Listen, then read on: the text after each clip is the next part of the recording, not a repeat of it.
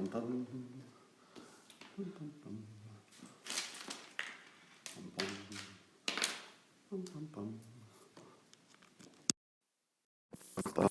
everybody, I hope you can hear me when I plug in my microphone after I've already started. Sorry I'm a little late.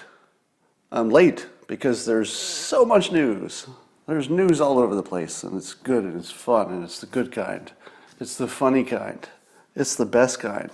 And all you need to enjoy the news today is a cup or a mug or a glass, a tankard, chalice or stein, a canteen, jug or flask, a vessel of any kind.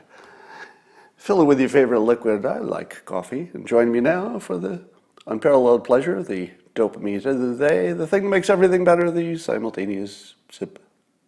Go. I know, I'm 3 minutes late. Why? Good reasons. Good reasons. When you see the quality of today's Periscope, you're going to say to yourself, oh, I'm glad I waited the extra 3 minutes. Wow. It's blowing me away. It's so good. First of all, I'd like to start with a tip. If you saw today's Dilbert comic, you know it's about the topic of people who repeat themselves. Have you ever been in a debate with somebody who keeps repeating the same point? And you say to yourself, you say to them, no, I understand your point, but here's what I'm saying. And then they'll just say that same point again as if you had not addressed it. Here's what you do. After about the third or fourth time that the person you're talking with says exactly the same point, say, hold on a second. Let me write this down. And you take a little note and a paper and you say, all right, I will stipulate, and you write down the sentence. Bob says that it involved birds, or whatever it is, doesn't matter. And you put it on a little piece of paper and you put it on the table between the two of you, face up, so it can be read. And then you start your conversation again. And at that point, when the person starts repeating themselves, this is what you do. You just reach over to the piece of paper and you just slowly move it a few inches in their direction. And it's going to make them mad. Then, wait until they repeat it again, because they will. And then again, reach over and take the little note that says exactly what they just said and just move it a little bit closer to them. Eventually, the person will get really angry at you and storm out of the room. Victory. All right, let's talk about the Democrats, or let's say the left, is in complete self-immolation mode. They've turned on each other. It's a wonderful sight to see, and you're seeing it all over. Did you see the story about Wendy Williams mocking Joaquin Phoenix for let's say, I don't even want to say, I'm not even going to say, but let's say it's something physical. It was one of the worst things I've ever seen on television. When I saw it, I thought, seriously? That's what you're mocking? You're mocking this guy for that? In public? Well, she had to apologize, and it's not up to anybody except Joaquin Phoenix to accept it or not. But the trouble that she got into is one more example of the left eating itself. But my favorite is Michael Moore, who is quite distressed that Warren and Bernie Sanders are at each other. And he says, they both appeared in my films. I love them both. Why Elizabeth chose to stick a knife in Bernie's back is beyond me. Well, it's not really beyond me. So let me explain this to Michael Moore. There's this thing called the presidential election that's coming up, and there's this thing called the primary. There are people in the primaries who want to win, and then they do things like that because that's how you win. Did it work? Totally. Now, a lot of you said, oh, Elizabeth Warren, it sounds like you're causing trouble. You said you wouldn't. You're stabbing Bernie. That seems bad. You know, sort of a bad look and all that. But a day later, totally worked. I would say that Operation Stab Bernie in the Back was a complete success.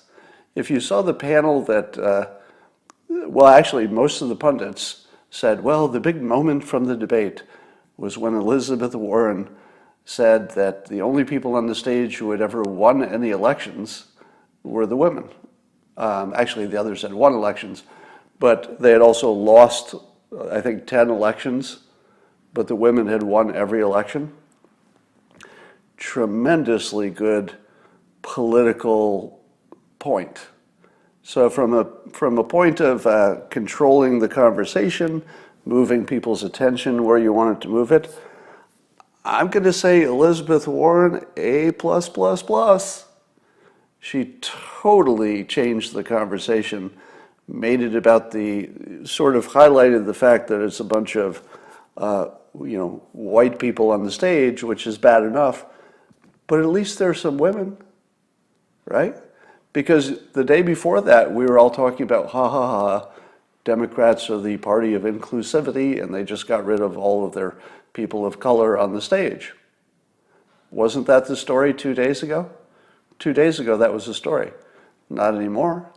What's the story today?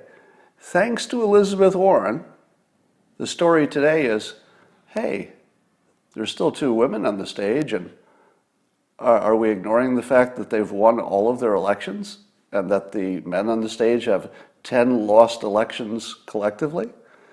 It's a really good point, just in terms of politics. I'm not saying it's a good point in the world, or that it's a good point logically or rationally or anything else. But politically, wow. So I'm going to say Warren has the play of the week. Political play of the week. Very successful.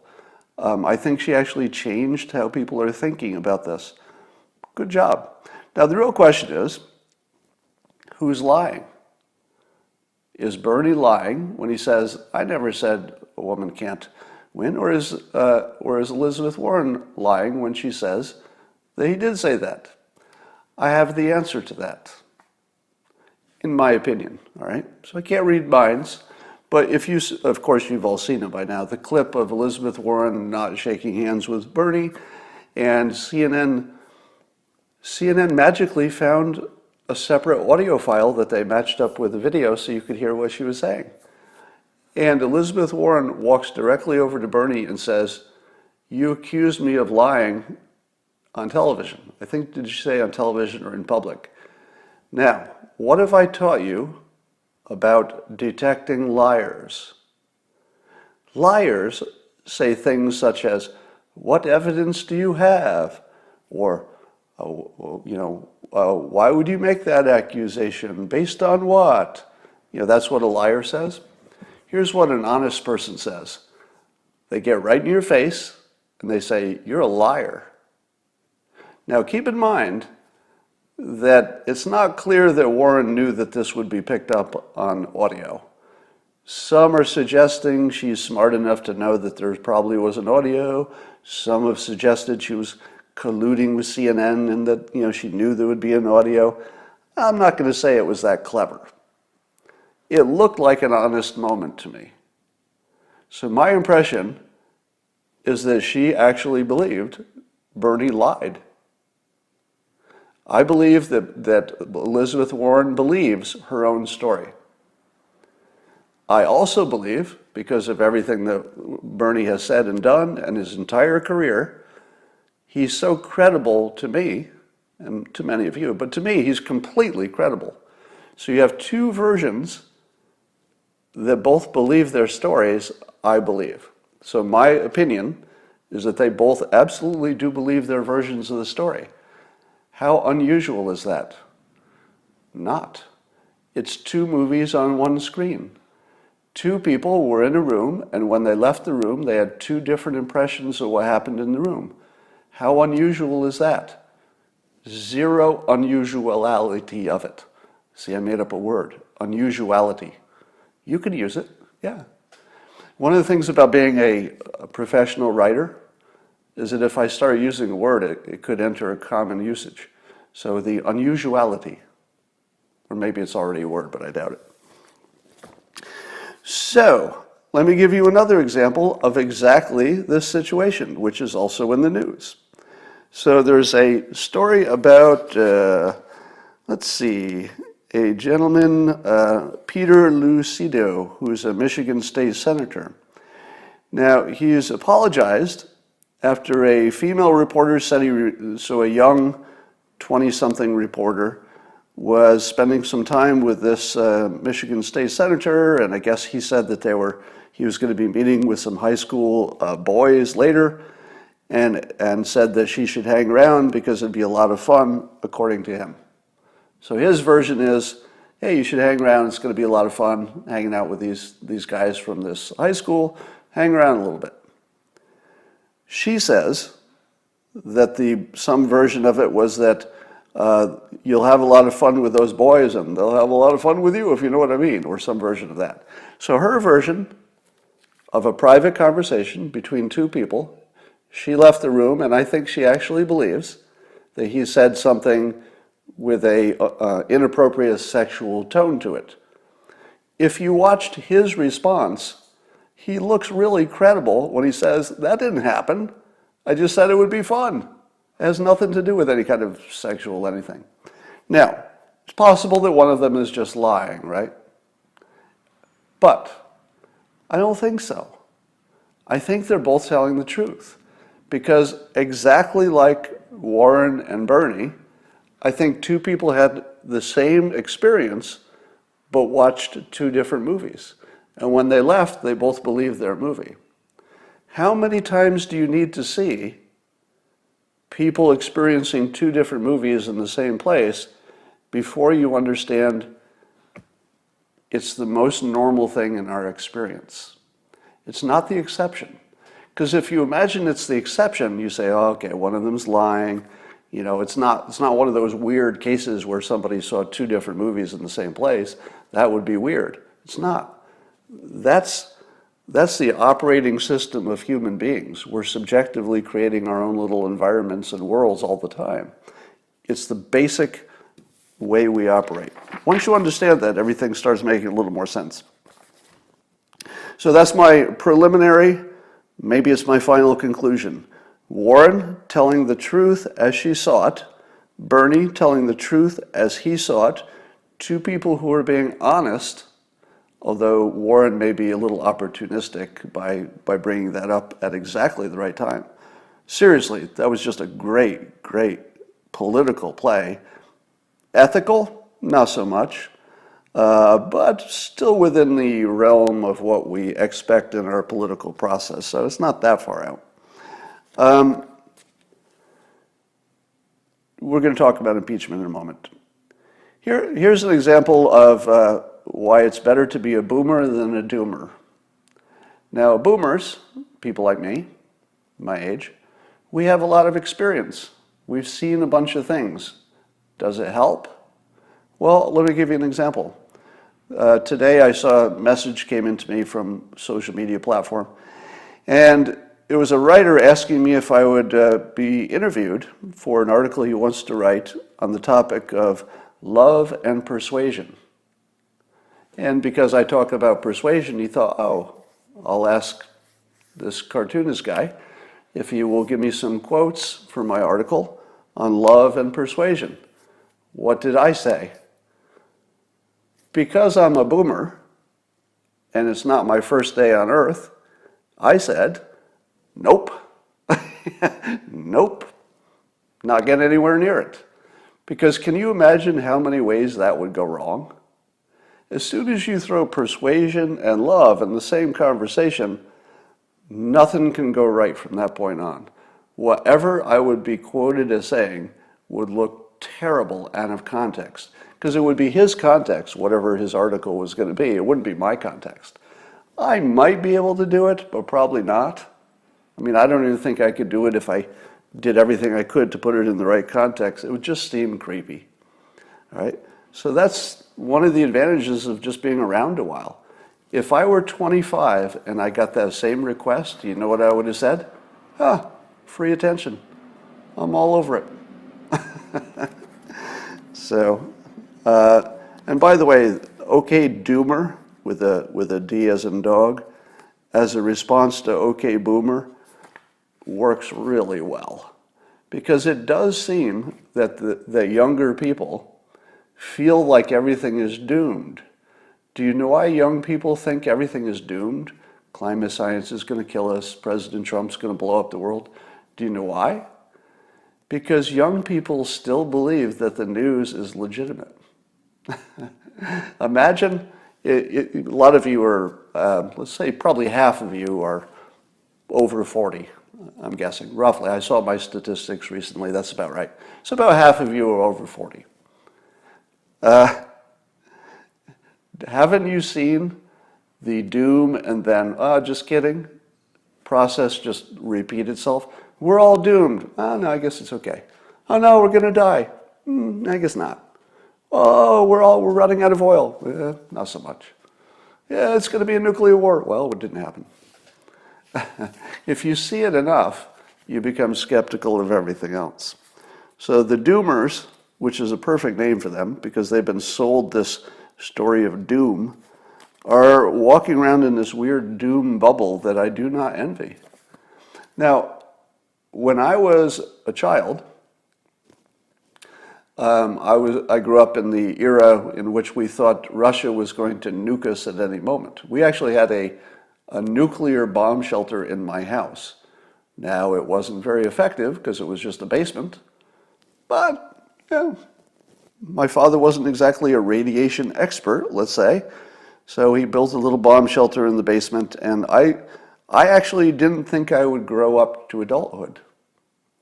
I actually believed the odds were very good that I would be killed in a nuclear war, and that was my childhood. And a childhood where you actually expected that there was a high likelihood you'd die in a nuclear fireball. All right, let's talk about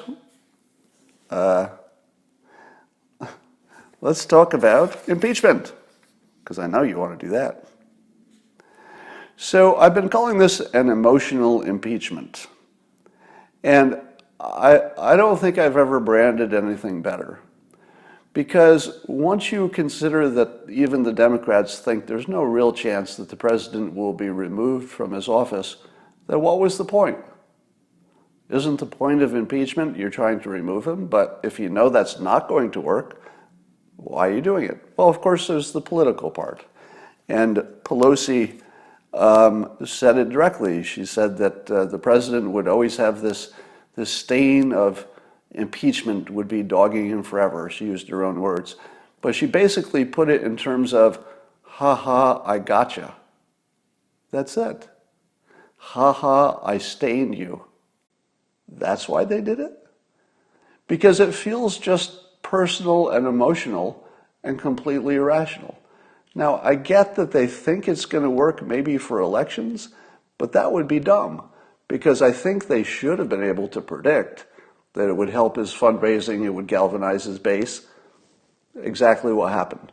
It's the same thing that happened to Bernie Sanders. His fundraising went through the roof when Warren attacked him. So was Pelosi not wise enough to know that this would work in the president's favor when there's a pretty good track record to suggest, especially with Bill Clinton, to suggest it probably would?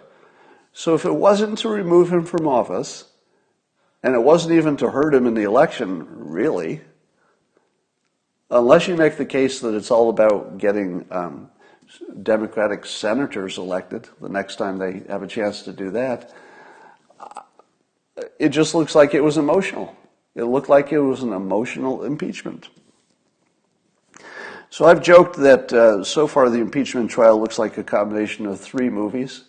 Did you see the little impeachment parade? Okay, I watched the impeachment parade live because I thought it would be hilarious.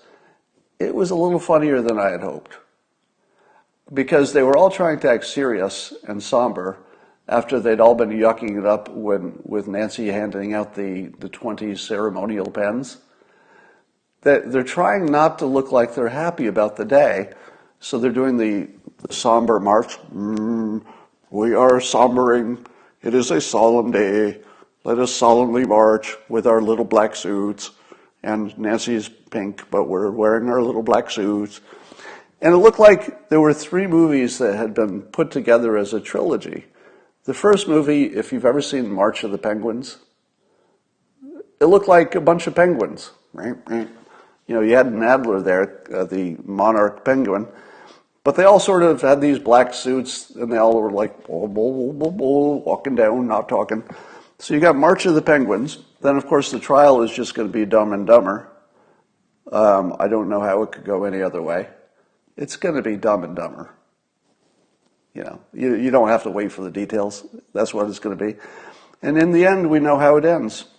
Titanic. It's a 3-movie trilogy. March of the Penguins, Dumb and Dumber, and Titanic. That's the whole impeachment trial. Boom. Do you want to know how the impeachment should go? Well, let me tell you. I tweeted this out, and you know, people keep accusing me, of course, of always supporting the president and his team and everything.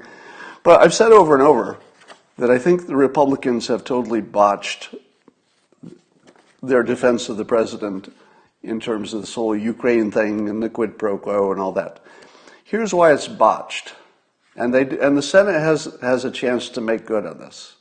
So here's what I tweeted in terms of how the Senate should handle the impeachment trial. 2 steps. Step number 1, ask both the Democrats, their top lawyer, which lawyer was it? Feldman. One of the Democrats' lawyers admitted in the last round of impeachment hearings, he admitted that there was a legitimate reason to look into Burisma and the Bidens. So question number 1, you ask a Democrat lawyer, and then you ask a Republican lawyer. Doesn't matter who. Turley, could be, Dershowitz. And you say, based on what we know, was there a legitimate U.S. national interest in understanding what was going on with Burisma and the Bidens? Now, the answer is going to be yes, because both the Democrats and the Republicans are going to say, yeah, kind of had to look into that. Step 2, vote. Just vote, because that's the only thing that matters. The Democrats have correctly, completely bamboozled and owned the Republicans by making them talk about the topic of whether it was for the president's own self-interest. It's not relevant. It's not. And every moment that the Republicans argued that argued the case of was it a quid pro quo, any of those details about who said what, who wrote what, who was in the meeting, as soon as the Republicans engage in any of that, they've lost. Because most of the trick from the Democrats is to get them to engage in all the details. Because the more you're thinking about the details, the more you're thinking about impeachment, and the more it's bad for the president. It just gets you in that, my God, there's all this stuff. Why are we talking about it? It must be important because we're talking about it. Complete mistake. Total mistake. Even the House should have done the same thing. We've got one question. Was it legitimate for the United States to look into this Burisma-Biden situation? The answer is yes. Democrats will say yes. Republicans will say yes. That's the end. It doesn't matter if it's also good for the president's reelection. It doesn't matter. Completely irrelevant. The Senate should say, this is a big, complicated thing, but it comes down to one question. Was there a U.S. legitimate interest? Yes, say Democrats. Yes, say Republicans. Bipartisan. Let's vote. If they have witnesses, well, the only reason to have witnesses is if they already know what Bolton and anybody else is going to say, and that it doesn't add anything to it, and what they'd really love is to bring Hunter Biden in. Now, the Democrats are arguing that bringing Hunter Biden in doesn't make sense because he's not a fact witness, meaning he's not a direct witness to any of the conversations between Ukraine and the president and his staff. He's outside of that circle, so therefore he's irrelevant. Wrong. Completely wrong. Why? Because there's only one question. The one question that matters: did the United States have a legitimate reason to look into Burisma and the Bidens? How do you know the answer to that question without talking to Hunter Biden and saying, we got a few questions for you. It might not answer all of our questions, but we'll at least find out if there's something that was sketchy enough that the president had a legitimate reason to look into it. Could be there's nothing there. I mean, nothing beyond the obvious swampiness that we see. So that's the way it should go. There's this other sub-story about Giuliani telling Lev Parnas, who was, I guess, some loose associate who was helping over in Ukraine, and apparently there's a distinction that the Democrats are trying to make between Giuliani working for the government, doing what's good for the United States, versus what's good only for Trump's reelection. In other words, only something that's personally good for him. And Giuliani apparently was telling people, including Lev Parnas, that he wanted to be very clear that he represents the president, not the government. So he's the president's personal attorney, not the government. How should you interpret that? Well, one way to interpret it is, that's proof. It's proof it wasn't for the country. It's proof it was just for Trump's own good reelection. No, that's only one way to interpret it. Here's the other way to interpret it. Giuliani did not have official government, let's say, portfolio. He was not appointed. He was not elected. He had not registered as some kind of a lobbyist, I'm sure. From a legal perspective, if you're a lawyer, wouldn't you like to make it clear to everybody that you're not officially working for the U.S. government? Probably. It probably has some specific legal importance that he needed to say, no, I'm not an official emissary from the government, because I would imagine that would put him under some different legal constraints. But here's the thing. If Giuliani says, I represent Trump, can you separate that from Trump's job? And the answer is you can't. I've had lawyers, lots of lawyers. In fact, I fired one of my lawyers last week. I got lots of lawyers for different phases of my business. There's the contract lawyers, there's other kinds of lawyers. And here's the thing. Do my lawyers, no matter what field they're working in, do my lawyers make a distinction between me personally and me, the creator of Dilbert, who has a job and a public figure? And the answer is no. No, they don't. Because if they did, I'd fire them. Because I am a complete person who is me personally and me, my profession. You can't separate that. So what does it mean to say that Giuliani is the president's personal lawyer? It doesn't mean he's not concerned with the job of being president. Of course he is, because otherwise you couldn't serve the client, which is the person. So I don't know that that means anything, that Giuliani said he's personally representing the president, because you can't really separate out the profession from that. It's not a thing. Now, here's the funniest part. So yesterday I heard this story that I didn't even understand, and it didn't make any sense.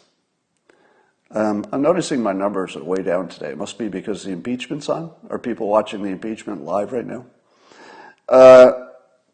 So this guy, Lev Parnas, we got from the documents that were produced that this guy, Robert Hyde, who is a prominent Trump donor, so some rich Trump donor, was making, in some messages to Lev Parnas, was suggesting that he had the Ukraine ambassador Yovanovitch under some kind of surveillance.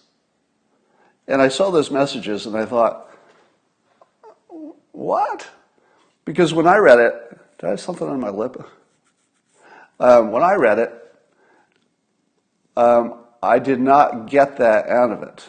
So a lot of people were reading those messages and they seemed to be getting some kind of a point out of it that I wasn't getting when I read it. And it took me a day to figure out what they were seeing.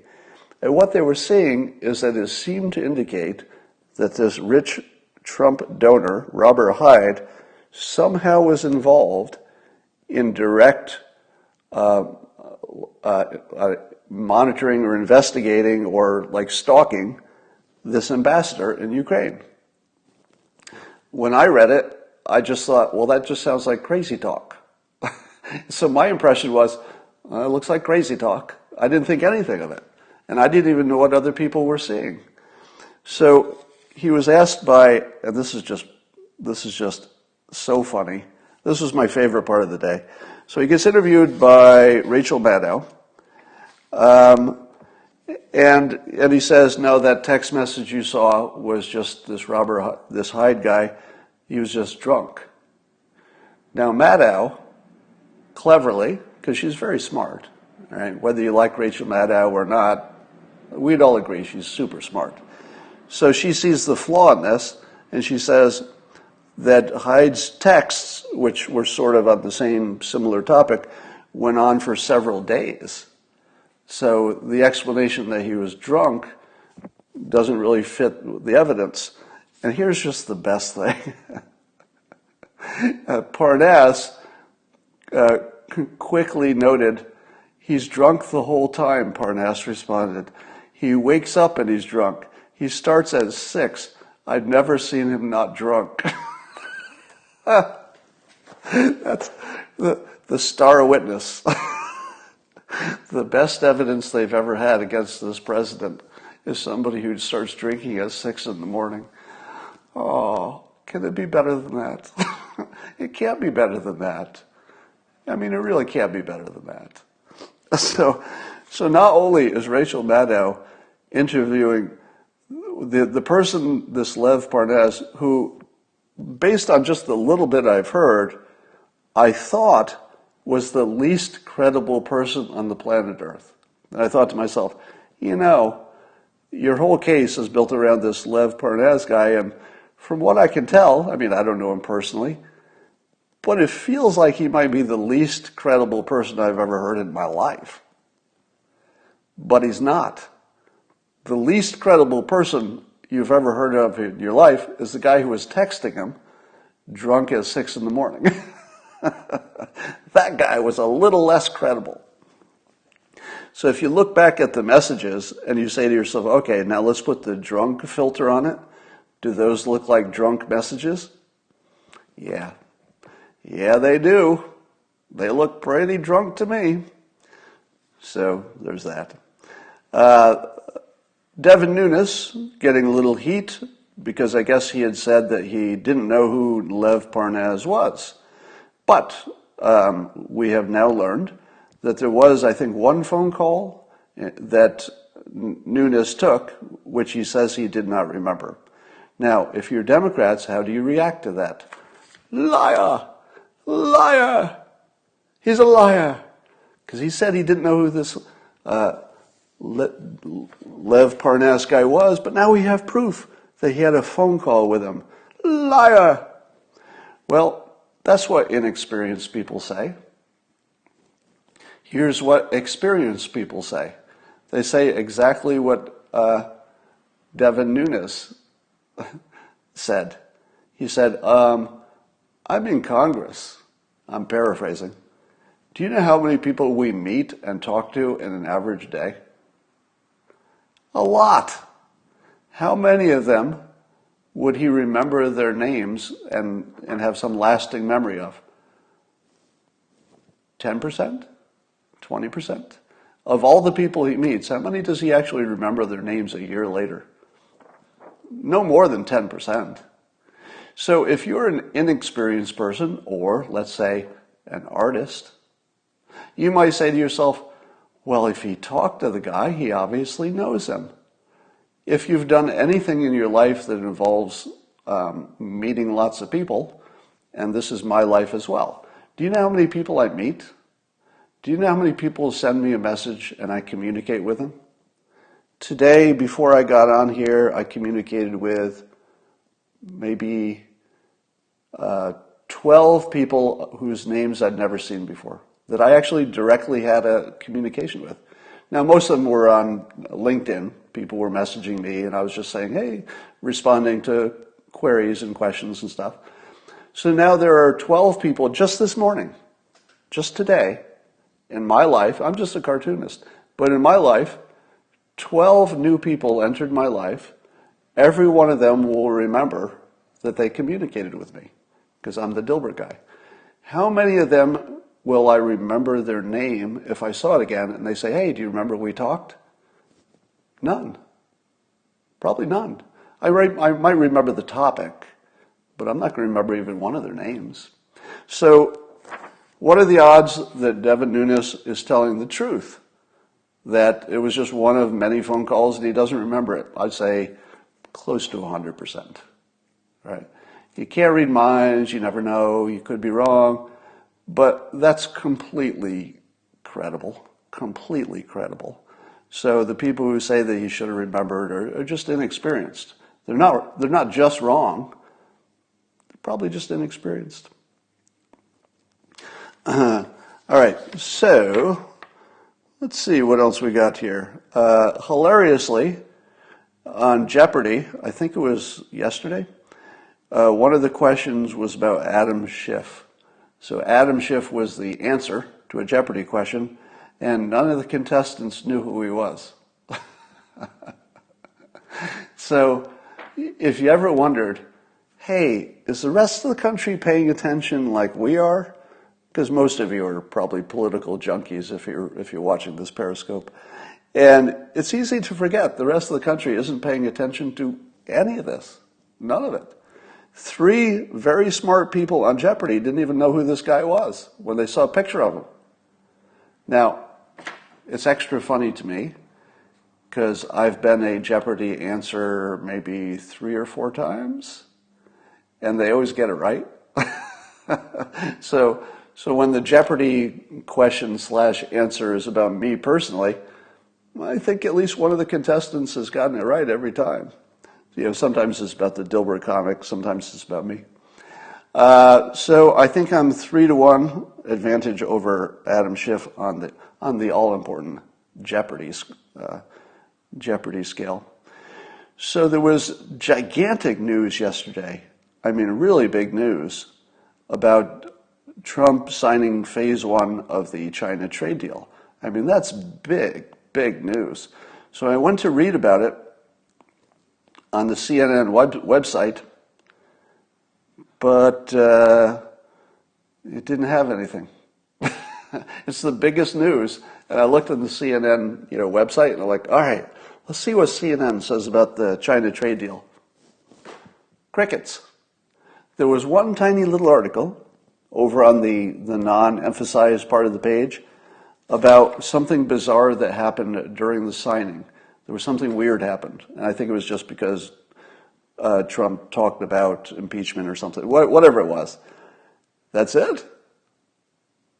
That's like one of the biggest stories of all time, and it didn't even make the front page of CNN. Gordon Chang, who I quote lots of times, so he's an expert on all things in terms of China and North Korea and other stuff. And basically, this was CNN's headline, the little squib they had. Trump's China trade deal signing takes a surreal turn. That's it. There was something surreal about the signing itself. All right, so Gordon Chang basically said the deal is inadequate. It's a fake deal because China is not going to do anything they say. And that the part about protecting intellectual property is totally fake because they still have the ability to monitor and steal anything in the country. So anything that has an electronic communication to it, they're going to pick up in the country. So it's easy for China to say, oh yeah, we won't force you to turn over your technology to us. They don't need to. They'll just steal it. So they can actually agree to it because they're not giving anything up. Well, we'll just steal it anyway. So Gordon Chang says it's a fake deal, basically. I shouldn't put words in his mouth, but certainly that it's a deal with some substantial holes in it. Do I think that's true? Yes. Yes, I do. Do you know what's missing and they haven't talked about? Fentanyl. Fentanyl is missing. So I'm not a fan of the China deal because if fentanyl is not the first thing that you deal, you're not dealing with a country you should be doing any business with at all. So we just made a business deal with a country that's knowingly killing tens of thousands of Americans every year. I would call that a gigantic failure. Right? So I'll put that in my portfolio of criticisms of Trump. So when everybody says, hey, you keep agreeing with him all the time, put that in there too. Phase one trade deal I would call a gigantic failure because they shouldn't even be able to negotiate until they've shut down the fentanyl dealers. That should be a ticket to the negotiations. If that's in phase two, really? Phase two? You're going to wait for that? Or it's not even part of the deal? Somebody said Trump did. Trump talked about it. He mentioned arrests. Well, until the major, I'll wait to see an article on that. So I'm being corrected in the comments that he did mention it, but I don't see it in the news anywhere, so I'll have to dig a little deeper. It's not in the headlines. He mentioned it at the ceremony, but it doesn't mean that they've actually done it. So here's the thing, and I'll say this a million times until this message is all you can think about on fentanyl. There's one guy in China who's the guy. He's the main fentanyl dealer. There's probably lesser ones, but there's one who our government, we have his picture, we have his name, and 60 Minutes actually found him and talked to him. He's not even hard to find. He's a public figure. We know his name, we know his picture, and we told China, this is the guy. If you don't hear that guy's in jail or executed, they're not trying. So anything else they do is just BS. All right. So call me a giant skeptic on the China deal. I say decouple. Let's decouple. All right. Let's see what else we got going on here.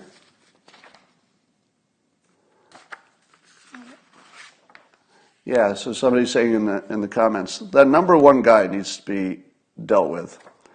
I had one critic today on Twitter, which is strange. Usually there are more. And he tweeted back to me that I'm a dishonest clown.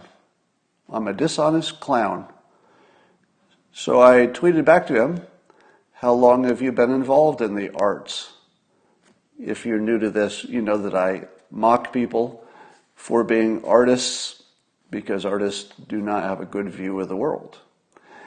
Had he been an economist, probably would have given me some reasons for disagreeing.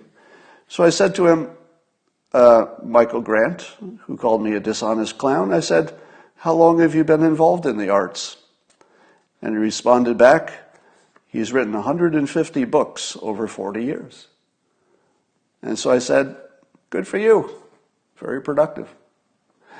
I no longer want to get into debates with artists. I'm just going to note they're artists and then move on. If you haven't tried this, you really need to. Because somebody says you're an artist. Let me give some context. Thank you for asking. First of all, I'm not much of an artist, but it is true that I write and I draw for a living. In my book, Loser Think, which I'm sure all of you have ordered by now, if you haven't already read it, I talk about how having exposure to multiple fields gives you more windows into every topic. So I'm an artist, but I'm also, I've got a degree in economics, I've got an MBA in business, and I've worked in corporate areas and everything from marketing to strategy to you name it.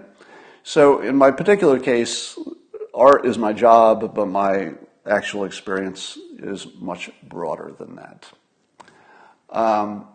Yes, that is what I wrote in my book. It's called Loser Think. I'll put it back here so you can't help but look at it. All right. What else we got here? We got, do you know the musical, what do you call it, musical artist Akon, A-K-O-N? Those of you who are not up on your music. He's one of the most successful artists in the world. And I think he came from Senegal, or that's where his family roots are. I can't remember, in Africa. But he's building his own city there. So Akon decided to build his own city in Senegal. And they're going to have their own cryptocurrency. And I love this. I absolutely love this. Now, I'm not going to say that Akon is going to build the best city. What I love is that he's trying. And he even says the same thing. What's the point of having $1 billion if you're not going to go fix stuff?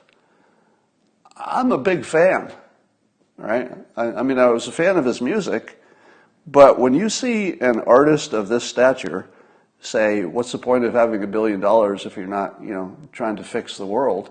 And then he goes out and he tries to build a city in Senegal. I don't even care if it works. I love what this guy's doing for the world, for the way we think, the way we. I just love that he's A/B testing. I'm sure he wants this to be the thing that works, but whether it works or not, we're going to learn something, and maybe the city after that or the city after that is a good one. But good going, Akon. I like to think that in some ways I would be surprised if Kanye is not somehow an influence on this, directly or indirectly, because Kanye's trying also separately to design and build lower cost structures for people to live in, which is good stuff. All right. I told you one of the tricks that CNN uses with its opinion pieces is that they'll make a claim about usually Trump, how bad he is, and then you'll have to read way down the article to see why they say it. So why are you saying that? And there's just this best example. One of their usual pundits who just writes an anti-Trump piece every day for their website. This is how he starts it. Sorry, this is on CNN.com. President Trump is not waiting to be acquitted of impeachable crimes. So first of all, he says that the crimes are impeachable. That's not true.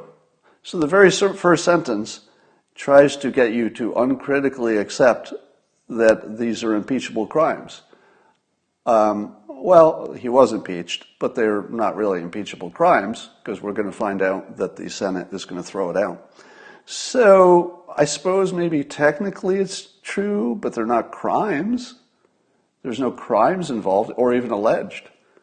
So a CNN, a news site, very first sentence, accuses Donald Trump of having impeachable crimes, and yet their own reporting has never suggested a crime, at least in terms of what's impeachable and what's on the impeachable list. And then it goes on to show that no one can stop him doing what he wants to do. What? That's what Trump is doing? He's trying to show the world that no one can stop him? Is that mind reading? Where do you get that?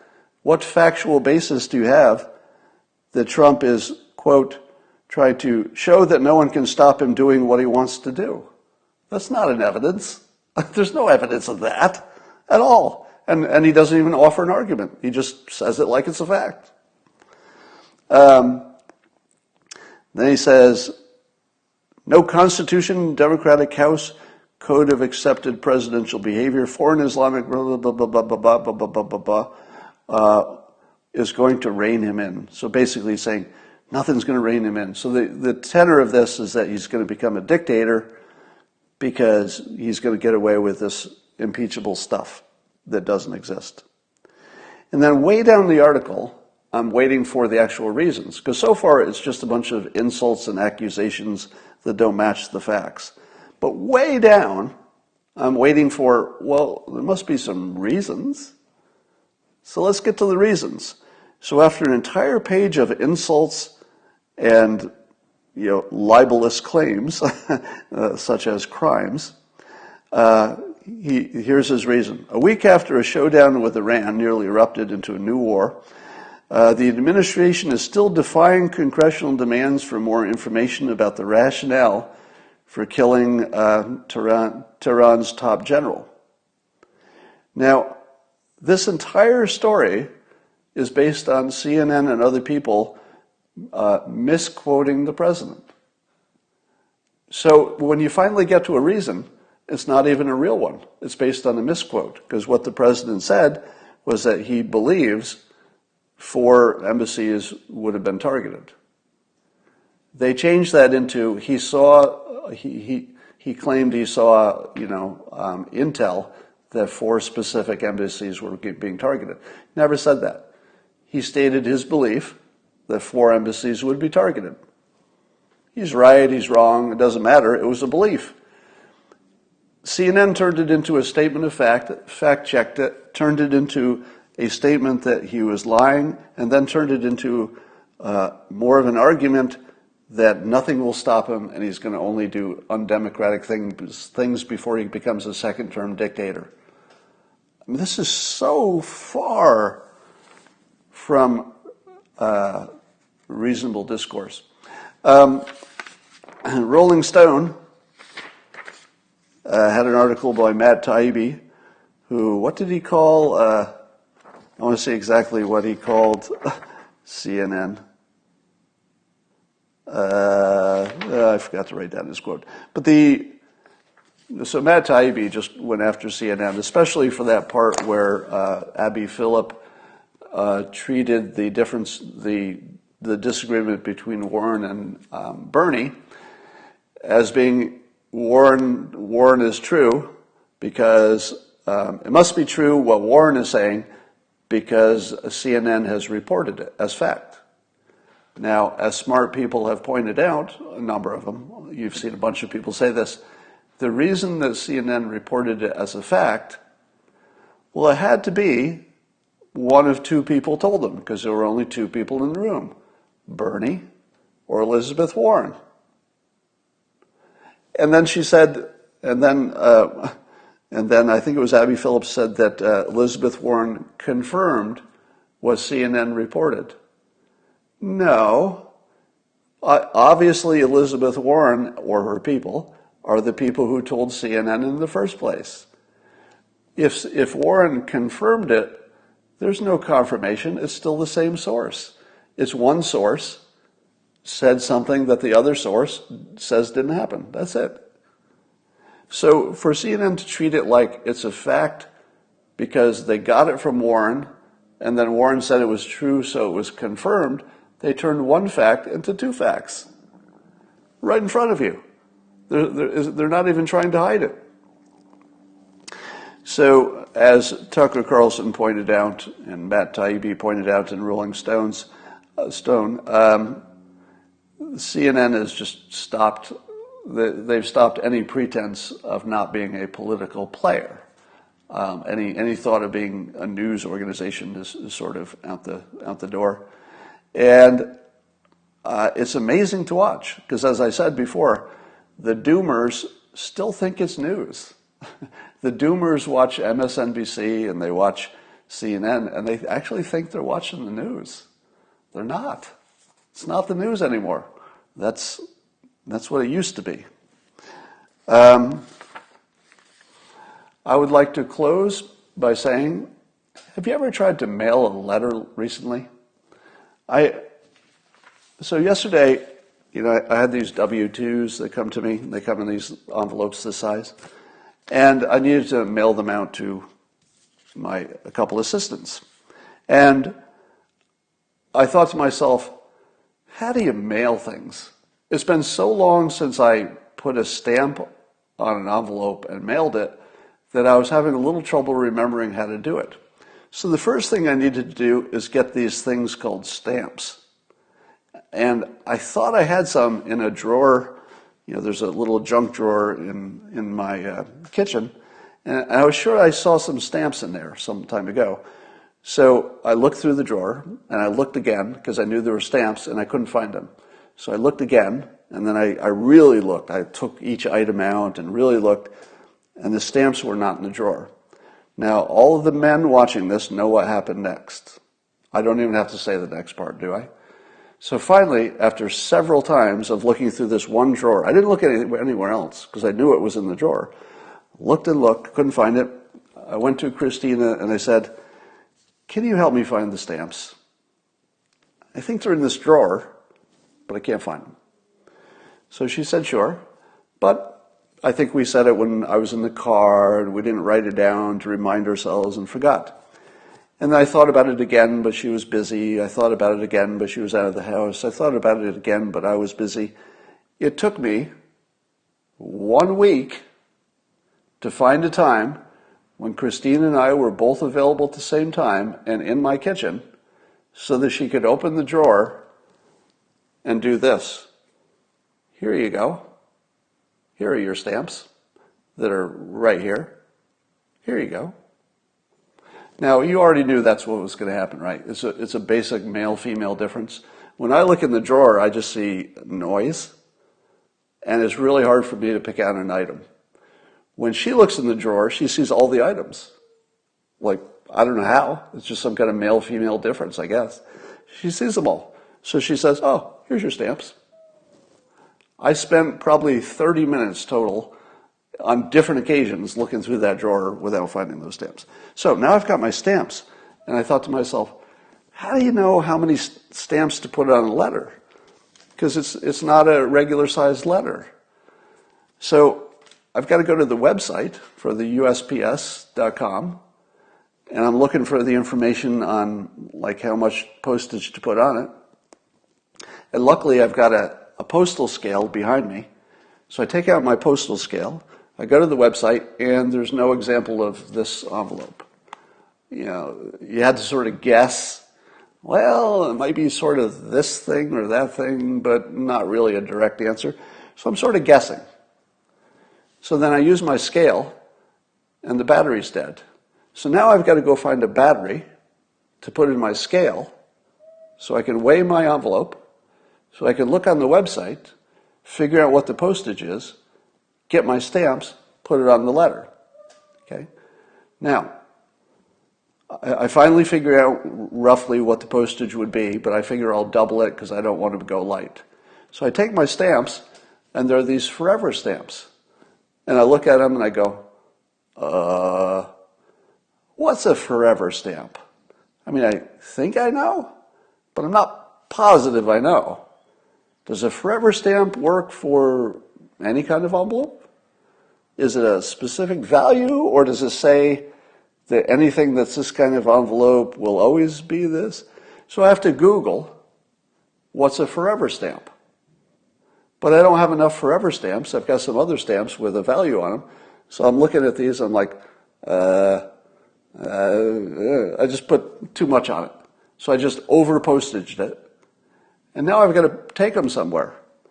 And I'm like, well, I could put them in the mailbox and put the thing up, but sometimes they don't take it. So I ended up driving to the UPS store, because I had another package I had to drop off anyway.